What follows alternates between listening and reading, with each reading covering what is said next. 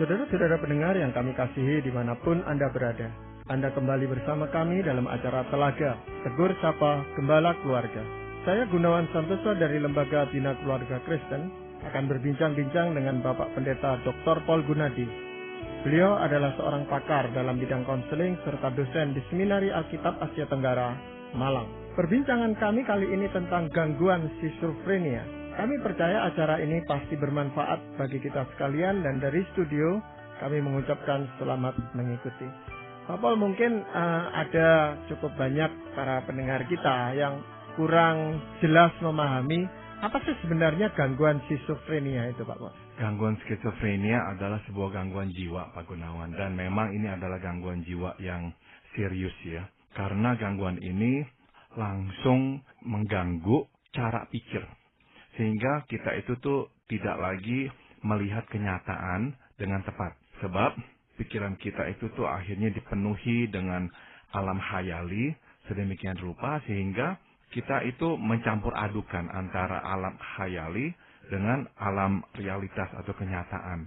Nah, biasanya para penderita skizofrenia ini ya tidak bisa lagi bekerja, tidak bisa lagi berumah tangga karena nggak mungkin dia melakukan fungsi kehidupan sehari-hari karena gangguan persepsi akan realitas ini begitu menyeluruh di dalam hidupnya. Ya, itu sebabnya kebanyakan mereka yang menderita gangguan ini ya harus dirawat dalam rumah atau misalkan mau dirawat di rumah perawatan ya dirawat secara khusus dan itu akan menjadi sebuah perawatan yang berjangka panjang. Ya. Nah ini kalau gangguan mental Pak Paul ya, itu penyebabnya apa Pak Paul biasanya? Nah ini memang gangguan yang nggak bisa kita katakan penyebabnya berasal dari luar dirinya. Gangguan skizofrenia adalah gangguan yang disebabkan oleh hal-hal yang lebih bersifat organik alias yaitu yang berkaitan dengan senyawa kimiawi di otaknya. Sehingga akhirnya dia tidak bisa lagi berinteraksi dengan realitas dengan tepat alias ngaco ya alur pikirnya, reaksinya terhadap peristiwa yang dialaminya jadi nggak lagi tepat dan ini adalah sesuatu yang biasanya dia sudah bawa atau sudah memang memiliki kecenderungannya sejak dia lahir. Ya, Pak kan gangguan mental itu ada bermacam-macam Pak Paul ya. Nah kapan kita bisa mengatakan bahwa seseorang itu mengalami gangguan skizofrenia ini Pak? Kalau misalnya kita ini nih sudah mempunyai dua unsur ya atau dua hal yaitu delusi dan halusinasi. Delusi adalah pikiran yang tidak rasional atau anggapan-anggapan yang tak berdasar, yang tidak rasional lagi. Nah, misalkan kita menganggap kita adalah Superman atau kita menganggap kita adalah hewan. Nah, seseorang yang mempunyai delusi itu kadang mempunyai anggapan seperti itu terhadap dirinya. Atau dia mempunyai anggapan bahwa orang lainlah sebagai hewan atau orang lainlah sebagai orang yang membahayakan jiwanya. Inilah yang disebut delusi. Jadi pikiran yang tidak lagi rasional. Nah, halusinasi adalah kelanjutan dari delusi. Jadi bukan saja dia memiliki pemikiran yang tidak rasional itu, namun dia menggunakan atau melibatkan panca inderanya di dalam alam khayalinya itu. Jadi halusinasi kita sebut menjadi halusinasi penglihatan. Kalau dia mulai melihat hal-hal tertentu yang sebetulnya tidak ada. Misalnya dia melihat ada seseorang dan orang itu berbicara dengan dia. Atau halusinasi pendengaran. Yaitu dia mulai mendengar orang berkata-kata kepada dia. Sehingga dia pun juga nanti memberi respons, bercakap-cakap dengan orang tersebut. Meskipun sebetulnya keduanya ini tidak ada orang. Namun karena dia mengalami gangguan halusinasi ini, maka dia benar-benar tuh, bagi dia sungguh-sungguh melihat ada orang dan dia sungguh-sungguh mendengarkan suara orang berbicara kepada dia. Ya itu jadinya kita kalau mendampingi orang seperti itu kita tahunya itu ketika dia berbicara gitu Pak boleh. Lihat itu di sana ada apa, saya mendengar ini gitu Pak. Biasanya ya, jadi kita misalnya melihat dia kok berbicara sendirian. Tapi berbicara sendiriannya seru. Dia bisa nanti ketawa. Jadi seperti berbicara dengan seseorang yang tidak nampak. Jadi dia misalnya nanti menggerakkan tangannya sepertinya sedang menjelaskan sesuatu kepada seseorang. Tapi waktu kita tanya, kamu berbicara dengan siapa? Ya, dia memang akan bisa menyebutkan, oh saya sedang berbicara dengan siapa gitu. Tapi orangnya kan tidak ada, tapi bagi dia ya ada. Bagi dia ada. Jadi biasanya gangguan skizofrenia itu terlihat sewaktu orang mulai menampakkan perilaku-perilaku yang seperti itu. Ya, ini di masyarakat seringkali disebut orang gila gitu Pak Boleh. Apakah istilah itu tepat Pak? Nah, memang istilah skizofrenia itu sebetulnya berasal dari satu kata, yaitu skisme ya, bahasa Inggrisnya schism. Nah, ini kata skisme yang menjadi skizo itu berarti terbelah, pecah. Jadi artinya apa? Skizofrenia adalah gangguan yang memutuskan atau membelah fungsi rasional kita. Sehingga kita itu tuh tidak lagi bersentuhan dengan realitas. Antara kita dan alam real sekarang ada seperti penyekatnya. Sehingga kita hidup, boleh dikata, melulu di dalam alam hayali kita. Ya, kita nggak lagi bersentuhan. Jadi sebetulnya makna kata skizofrenia adalah itu ya, terbelah. Kita terputus, terpecah dari alam realitas. Ya, itu juga ada orang yang mengatakan ini gara-gara stres gitu, dari tekanan hidupnya terlalu banyak. Lalu ada orang yang seperti itu. Apa itu betul Pak? Memang ada ya kasus-kasus yang muncul akibat depresi berat yang berkelanjutan. Misalnya ya, ada orang mengalami depresi, tapi memang mengalaminya itu dalam kadar yang sangat parah. Nah, depresi berat yang sangat parah, biasanya itu juga menghadirkan pemikiran-pemikiran yang delusional, artinya penuh dengan ketidakrasionalan. Ya, membayangkan, merasa terlalu bersalah, dan juga mengembangkan gejala halusinasi dalam depresi yang berat. Mendengar orang berkata-kata kepadanya, dan biasanya tuh bagi orang yang sedang depresi berat, kalau dia mendengarkan suara orang, itu biasanya orang-orang yang menuduh dia, menyalahkan dia, atau mau mencelakakan dia.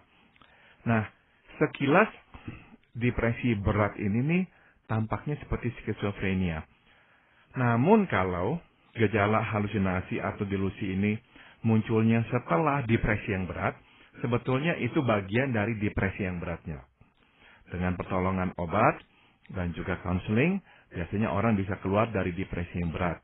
Setelah dia keluar dari depresi berat itu, maka gejala-gejala tadi itu juga akan hilang dengan sendirinya. Nah, kalau orang menderita skizofrenia, memang agak berbeda Pak Gunawan. Jadi dia tidak harus didahului oleh atau mengalami depresi berat. Enggak. Jadi gejala ini memang muncul. Nah, pada umumnya gejala skizofrenia ini munculnya itu pada anak-anak remaja. Dengan kata lain, pada masa kecil kita memang nggak bisa mendeteksinya.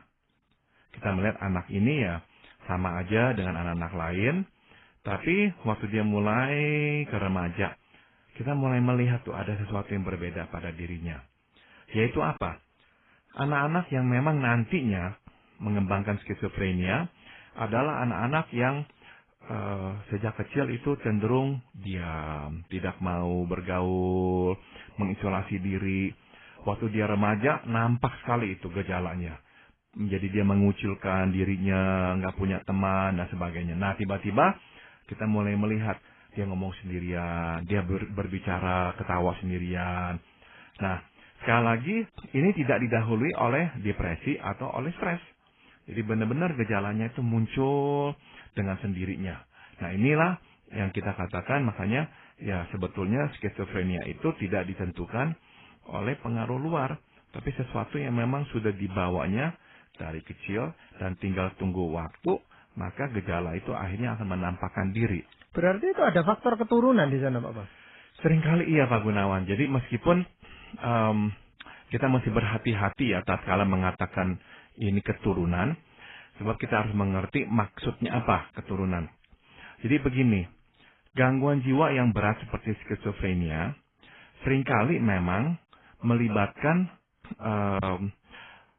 keturunan dalam pengertian kalau orang tua kita mempunyai gangguan ini, maka kemungkinan kita mengidapnya lebih besar daripada orang lain.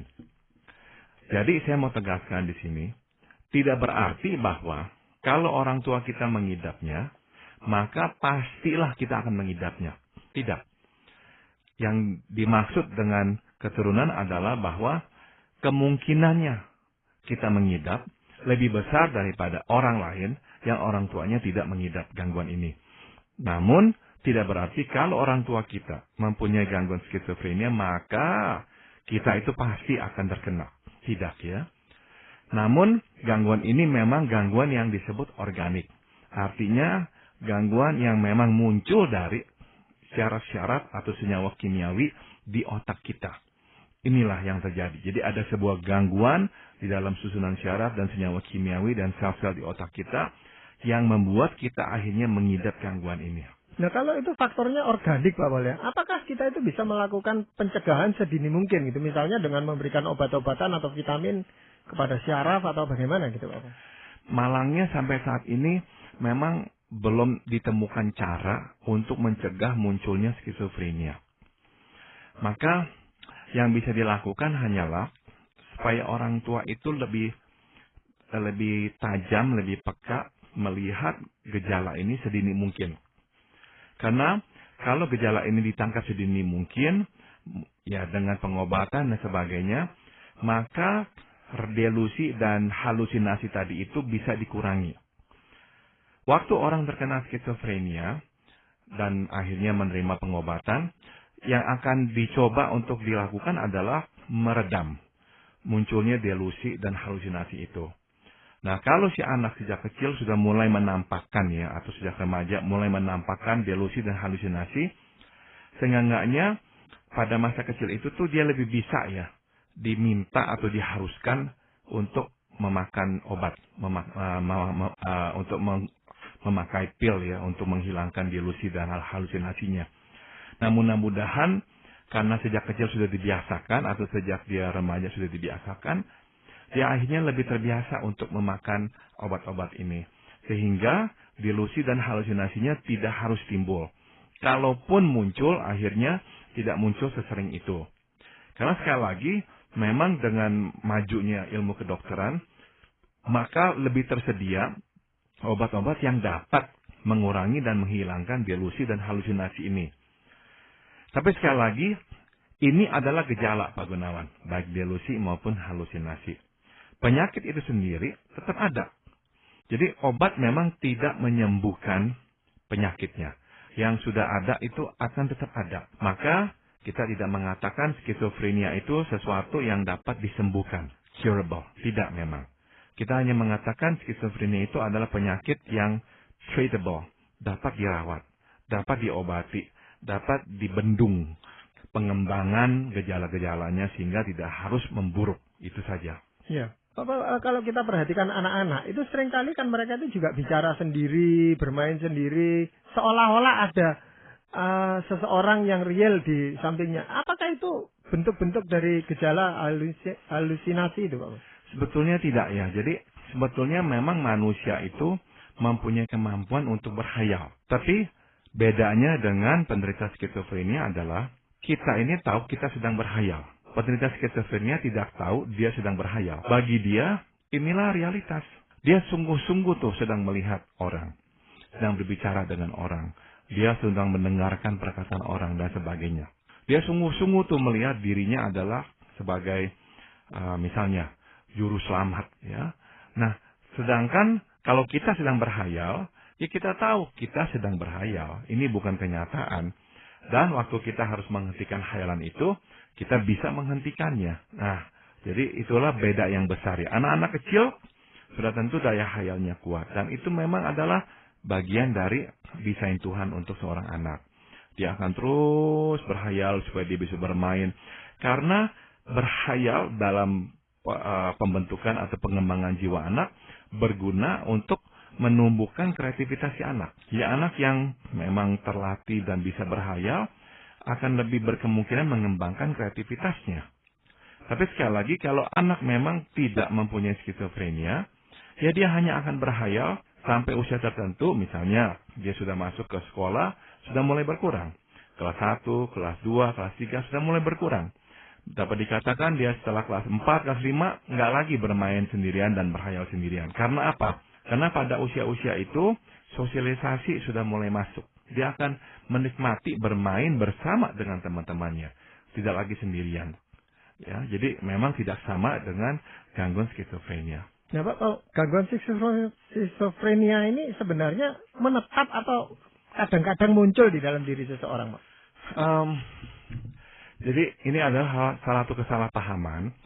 Kadang-kadang kita beranggapan orang yang terkena skizofrenia itu akan terus-menerus setiap detik berhayal dan berada dalam dunia hayalinya.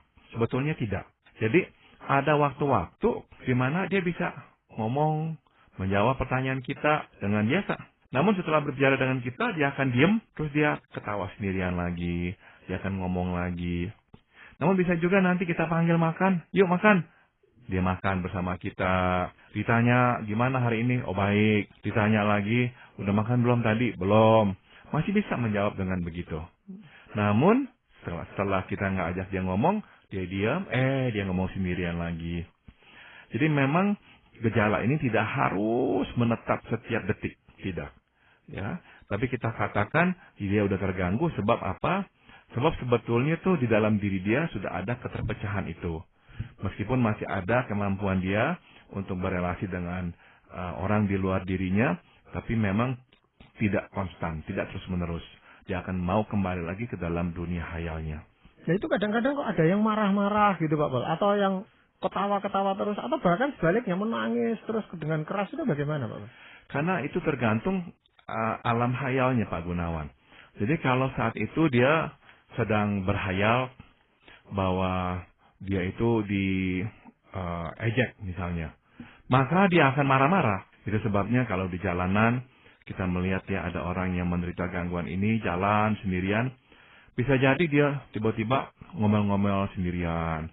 Sebab dalam alam hayal yang sedang terjadi itu, ya itulah yang dialami orang sedang mengejek dia. Atau kalau dia tertawa-tawa sebab dalam hayalannya ada orang yang sedang menyenangkan dia, ngobrol, membuat humor atau apa sehingga dia tertawa sendirian. Atau kalau dia ketakutan, dia mau bersembunyi, dia minta orang semuanya jangan masuk ke kamarnya, jendelanya dia tutup, ya dengan kain atau apa, sebab dia berkata ada orang yang mau mengintainya. Nah, dalam alam hayalinya itulah yang terjadi. Ada orang yang memang sedang mencoba untuk mendengarkan suaranya, perkataannya. Jadi memang banyak sekali macamnya. Yang juga terjadi misalnya adalah kalau kita mau bicara dengan dia nggak mau jawab kita, dia diam aja. Nah kita nggak mengerti, kemarin masih bisa ngomong, kok hari ini nggak mau ngomong sama sekali. Sebab bisa jadi dia beranggapan saat itu ada orang yang tengah menguping. Jadi dia percaya tuh jendela, atap rumahnya, dinding rumahnya, ditaruh alat-alat untuk mendengarkan dia. Maka dia nggak mau bicara satu kata pun, sebab dia tahu nanti kalau dia bicara, nanti akan direkam atau apa. Jadi itu semua sangat tergantung pada alam hayalinya. Ini yang membuat hidup dengan seorang penderita skizofrenia memang tidak selalu aman. Memang kemungkinan seorang penderita skizofrenia itu bersikap agresif itu kecil. Sebab rata-rata penderita skizofrenia tidak agresif. Diam, ngomong sendirian, biasanya itu. Namun, kadang-kadang ini terjadi, yaitu dalam alam hayalinya, dia merasa ada orang yang tengah mau menyakitinya, sehingga tiba-tiba dia ngamuk. Nah, itu pun bisa terjadi. Tapi saya mau juga mengingatkan bahwa kemungkinan ini jauh lebih kecil. Ya, Pak Pol, bagaimana kalau kita itu tinggal bersama-sama dengan orang yang mengalami gangguan skizofrenia ini, Pak Pol? Saya kira langkah pertama adalah kita mesti mengakui bahwa orang ini atau anak kita ini bermasalah. Saya kira ini satu hal yang tidak mudah untuk diakui oleh orang tua, Pak Gunawan. Jadi saya sudah bertemu dengan orang tua yang anaknya menderita gangguan seperti ini. Sampai waktu yang lama, si orang tua tidak mau mengakui bahwa inilah yang diderita oleh si anak. Jadi akhirnya yang dikatakan adalah bahwa anak ini yang mungkin hanya sementara aja lagi terganggu atau apa, tapi nggak mau dikatakan anak ini memang sedang sakit dan memerlukan pertolongan. Jadi langkah pertama, kalau kita adalah orang tua, kita mesti mengakui anak kita memang sakit dan memerlukan perawatan. Langkah kedua adalah untuk gangguan yang sudah seberat seperti ini, kita memang langsung harus membawanya ke seorang psikiater, yaitu seorang dokter yang spesialisasinya dalam bidang psikiatri. Dan nanti dokter akan melihat gejalanya, kemudian memberikan pengobatan yang harus dimakan. Ini menjadi sebuah tantangan yang besar. Karena apa? Karena penderita skizofrenia tidak selalu bersedia makan obat. Kadang-kadang dia justru beranggapan obat ini sudah ditaruh racun, maka saya tidak boleh memakannya. Jadi kita paksa dia makan, tetap dia nggak mau makan.